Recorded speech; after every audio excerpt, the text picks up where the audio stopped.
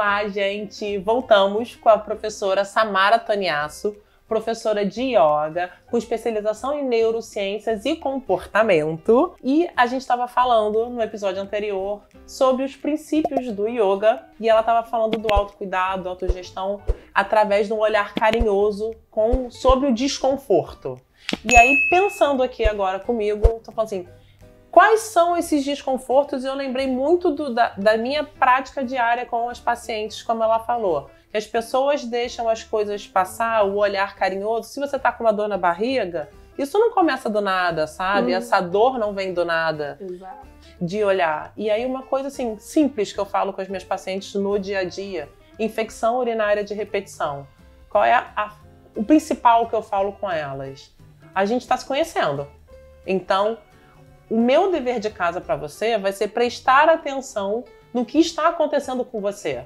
Quando vem esse sintoma de infecção, eu preciso que você olhe para 1 ou 2 dias atrás para saber o que você se alimentou, tipos de alimentos, tipos de bebidas, se você teve relação, para a gente achar fatores predisponentes para o seu desconforto. Então, eu acho que esse olhar cuidadoso do yoga também entra muito aí. Você prestar atenção no seu corpo para a gente poder entender. Em várias doenças também chamadas psicossomáticas, para vulvodínia, bexiga dolorosa, coisas que entram na minha prática diária, que são muitas vezes somatização de coisas do emocional que a gente não consegue resolver, que muitas vezes também se confundem com a infecção urinária. Sabe? É exatamente isso. Quando a gente pensa assim, por exemplo, né, no desconforto, é o estado de presença, né, aquela mente assim, com clareza, para poder te sinalizar aquilo que é importante. Tipo assim, eu vou te ajudar a me ajudar, né? Então assim, como que eu te ajudo? Te passando o maior número de informações sobre a minha questão. E aí quando você, por exemplo, fala isso, lembra o que você estava fazendo há 2 dias atrás? Pensa assim, como que uma pessoa que de repente vive ali num nível super elevado de estresse, de ansiedade, ou aquela mente que fica o tempo inteiro pensando só lá na frente, só no futuro, o que vai acontecer lá na frente, não está vivendo o aqui e agora.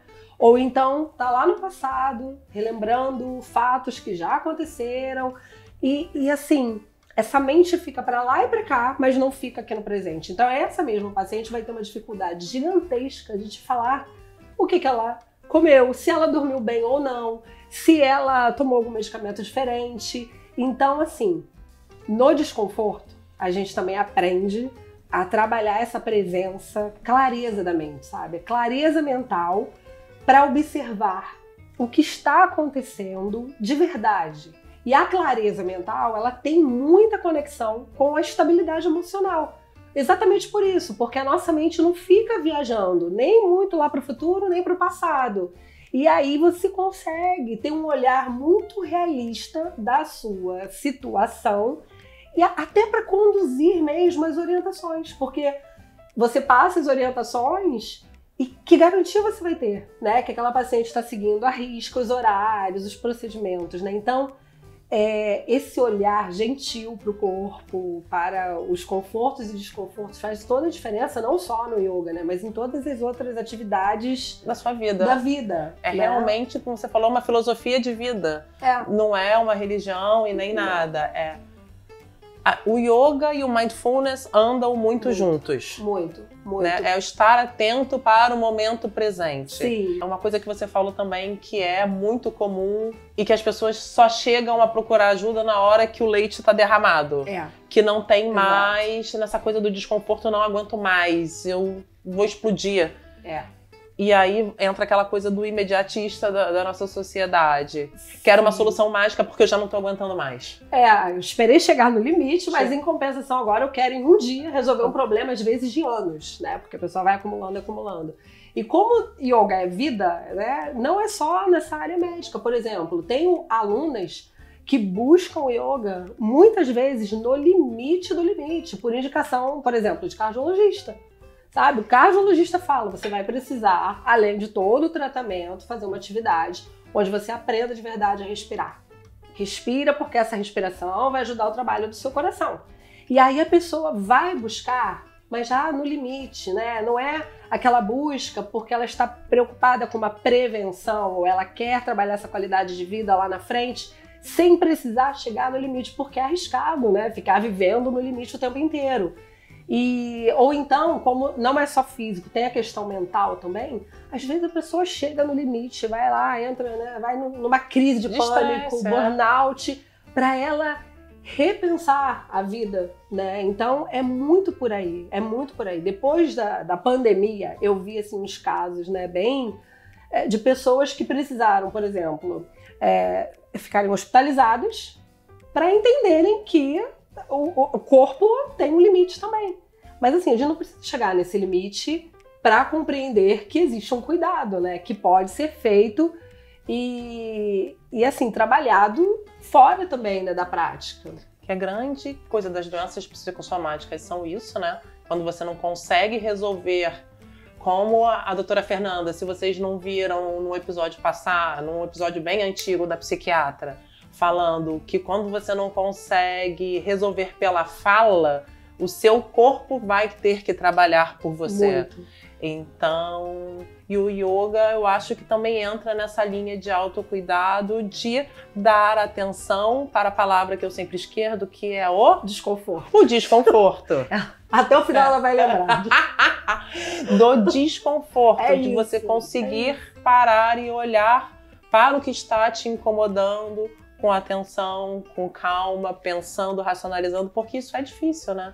E muitas vezes a gente encaminha as pessoas para a terapia, eu falo assim, você tem que fazer alguma coisa que você gosta, alguma coisa de bem. Mas terapia, não quero. Porque é enfiar o dedinho na ferida, ali onde o negócio incomoda, onde você precisa resolver para você poder ser feliz e se abrir e mudar prognósticos. E sobre o corpo, por exemplo, né, no yoga, é de dentro para fora. Então, quando algo se manifesta no seu físico, é porque já começou ali em outro campo, às vezes mental e emocional, que a gente negligenciou, né? E as posturas, os movimentos que a gente faz na prática de yoga, dependendo da postura, ela vai ter relação com um determinado grupo de órgãos, com determinadas glândulas, ativando o funcionamento dessas glândulas. Então, é lindo observar como que o yoga sai desse contexto assim muito místico, muito, né? Porque tem artigos. Muitos. Gente, se vocês quiserem depois, podem mandar que eu vou botar referências. O link de referências. De vários artigos, por exemplo, que relacionam absolutamente tudo. A prática com o funcionamento do coração, né? A melhora do sistema cardiovascular. A prática de yoga com uma melhora, obviamente, né, do sistema pulmonar, como que o seu sono, o metabolismo do seu corpo são afetados quando você faz essa pausa de forma consciente, né? Parar naquele momento ali, 1 horinha, ficar longe do celular para fazer a sua prática e observar o seu corpo, a sua respiração, os seus pensamentos.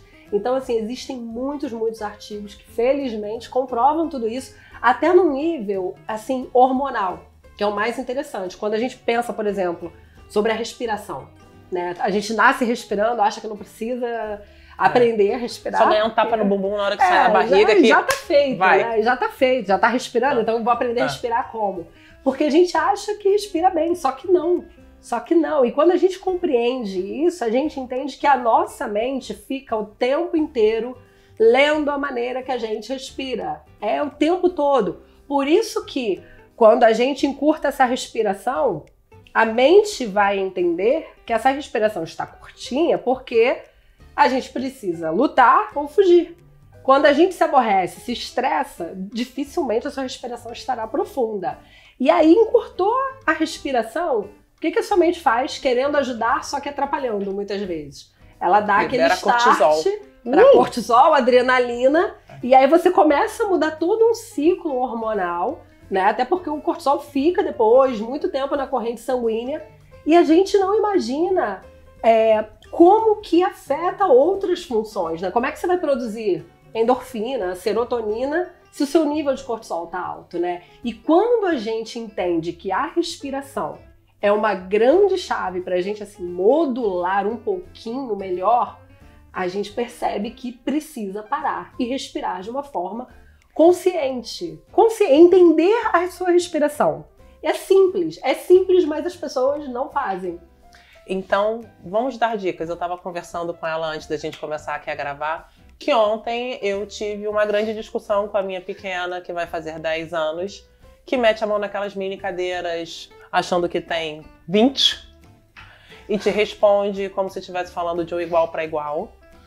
E que para conseguir colocar o Luan para dormir, porque eu estava sozinha com os dois, eu tive que respirar muito, contar, pausar, estar ali no momento presente com a minha respiração. E aí só quando eu conseguia me acalmar, me regular, é que o Luan parou de quicar. E como as crianças, como tudo ao redor gira junto, né? Super. Porque o Luan tava quicando, parecia um gremlin na cama. Tasmania, aquele que fica rodando assim. E só na hora que eu consegui me acalmar, foi que ele foi relaxando e dormiu. E os dois dormiram. Não é só a médica que respira fundo com o filho, não. A professora de yoga respira muito também. Professora de yoga não é Buda! Não!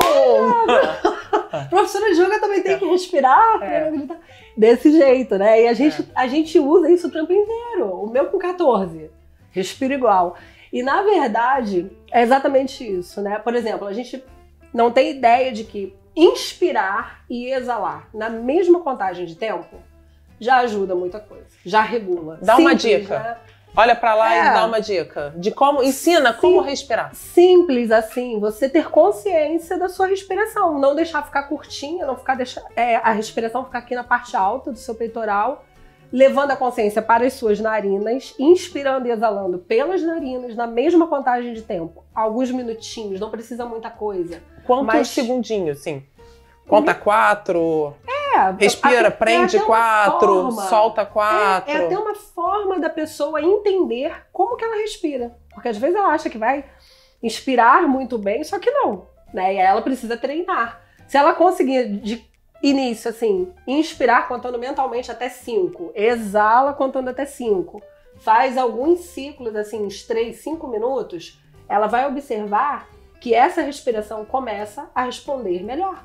Né? Aí, por exemplo, inspira, percebe que as costelas estão aqui no movimento, abrindo, se afastando na inspiração, se reaproximando na exalação, é um bom sinalizador que essa respiração não ficou curtinha, né? Não tá curta. E é simples respirar. Né? Não respirar com a barriga, né? Você levar a respiração para a parte baixa abdominal. É importante fazer esse movimento também. Né? Consciência da respiração. Não precisa. É claro que assim, existem outros pranayamas mais intensos. O básico. Mas o básico, a gente tem que começar do básico, né? E, por exemplo, quando a gente faz esse exercício de respirar antes de reagir, porque é uma forma da gente evitar desgastes maiores. Porque tem isso também, né? Aquela máxima, todo mundo fala, respira. Os antigos já falavam, né? Respira, conta até 10. É sobre isso, é você conseguir entender que é tudo a maneira que a gente reage. A gente não tem controle do externo, né? A gente começa a tirar assim, algumas ilusões. Né? A gente não controla o externo, não controla... A gente só controla as nossas reações. Exato, a gente não controla isso é a maturidade. Gente, isso chama maturidade. A maturidade chega. Saber que a gente não controla o externo, mas a gente controla as nossas reações da melhor forma possível. Não controla... a gente não controla nem as outras pessoas, que a gente acha que muito controla. Menos, né? Muito Filhos. Não controla. Não controla filho, vai controlar os outros. Então, assim, a gente não controla esse externo. Esse externo surpreende a todo momento, porque dificilmente tudo sai sempre do jeito que a gente planeja. As palavras, os desafios continuam acontecendo. Os desafios, os desconfortos continuam acontecendo.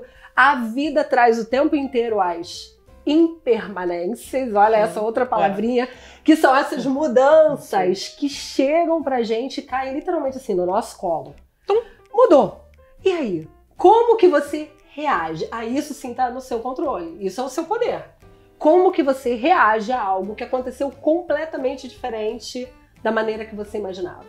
Aí essa reação pode ser melhor, né? Essa reação pode passar.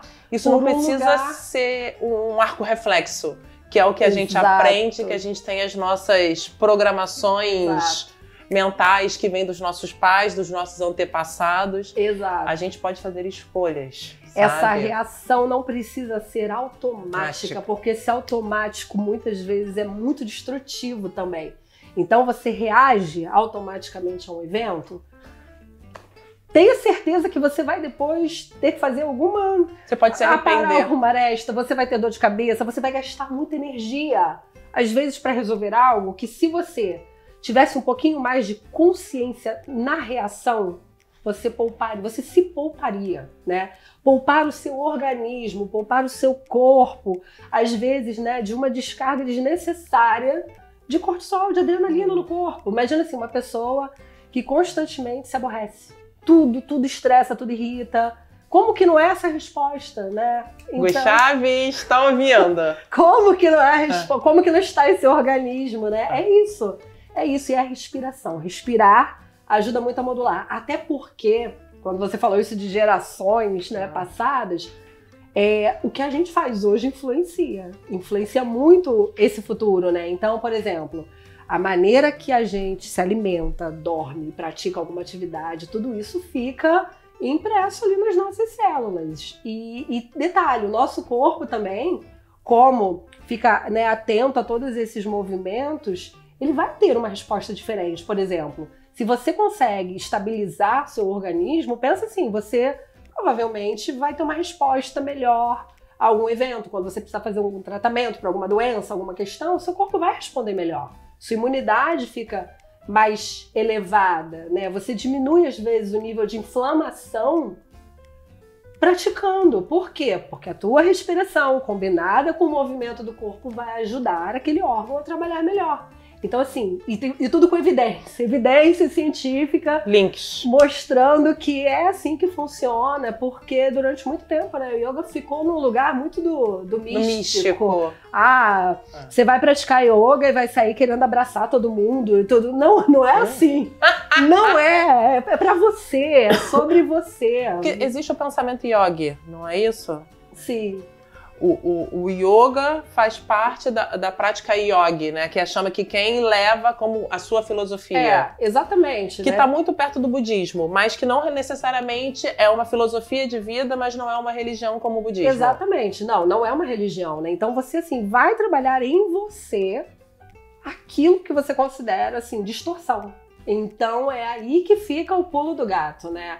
A sua forma de reagir aos acontecimentos vai mudando. Mas não é porque o acontecimento, a outra pessoa mudou. Quem mudou foi você, sabe? Quem mudou foi você, não foi o outro. O outro continua igual ou pior, dependendo, né? Mas você mudou. Então, assim, aquilo que talvez tenha sido no passado um grande gatilho para você, já não tem mais esse poder. Porque o seu olhar mudou, o seu estado de presença, a maturidade, né? Então, recapitulando esse nosso episódio sobre a filosofia do yoga, do olhar do autocuidado para os desafios, que não é essa palavra que mais uma vez eu esquecia. Desconforto. Os desconfortos, de como os nossos organismos, como a gente reage. E você falou agora uma coisa muito importante que linka com quando você assimila isso na sua prática diária, as suas reações. É o que eu falo literalmente quando as pessoas da terapia, da psicoterapia, porque é tão importante. Que junto com essa coisa da prática do yoga, do momento presente, quem mudou foi você. Exato. Porque você sabe os seus gatilhos, o que vai te tirar do eixo. Exato. E você aprende como reagir. Muito obrigada. Daqui a pouco a gente volta no nosso próximo episódio, onde eu vou botar a Samara para falar um pouquinho sobre asanas, não é? Asanas, que são as posturas. Isso. Se vocês estão gostando desse conteúdo, sigam o canal, deem o seu like, cliquem no sininho para receber sempre que sair material novo, conteúdo novo, tá bom? Até daqui a pouco. Um beijo!